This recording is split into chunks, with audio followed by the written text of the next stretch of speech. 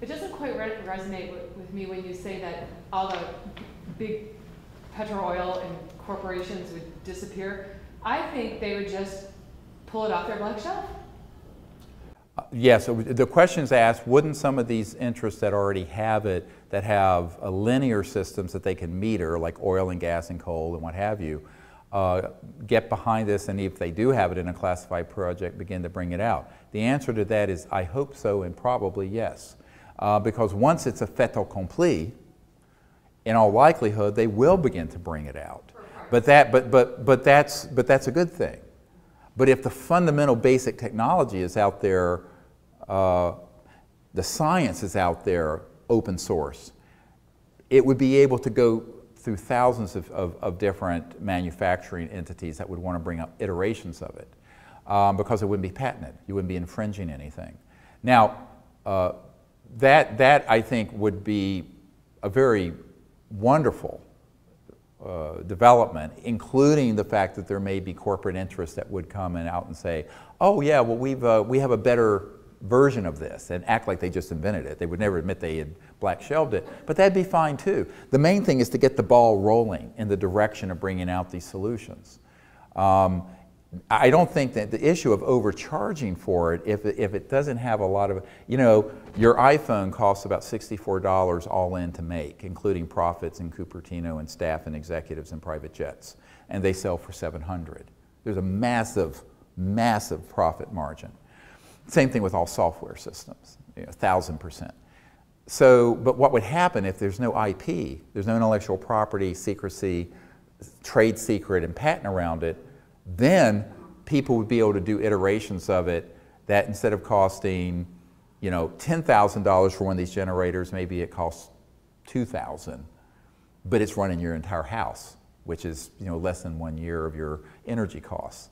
Some homes that are using oil, or this past winter, were facing $5,000 to $10,000 oil bills and gas bills because of the severity of the winter. So I think that when you look at this, that is completely doable. And if there's not this sort of crazy secrecy or patent issue around it, the price point's going to be what it costs to manufacture, distribute, and then some overhead and what have you.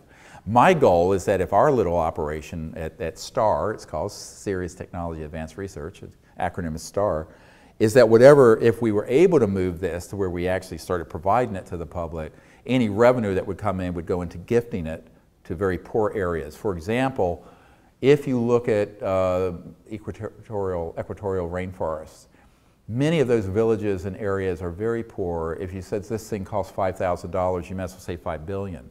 But they're chopping down the wood to make charcoal to cook. They're chopping. So there's a huge amount of environmental damage in areas where people would never be able to afford to buy some manufactured item.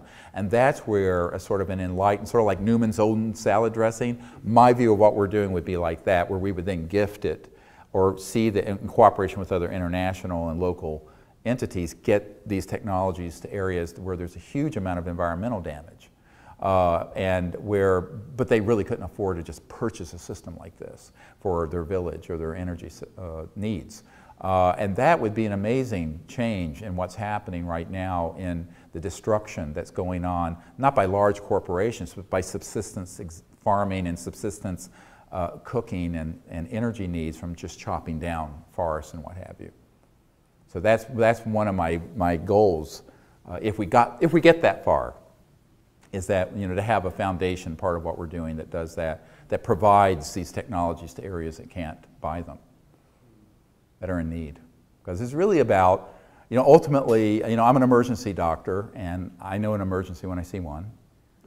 And it's an act of compassion to say, okay, the world is in an emergency, but we need to do something to lift the burden not only on Gaia, but also our fellow human beings that aren't doing as well as we all are.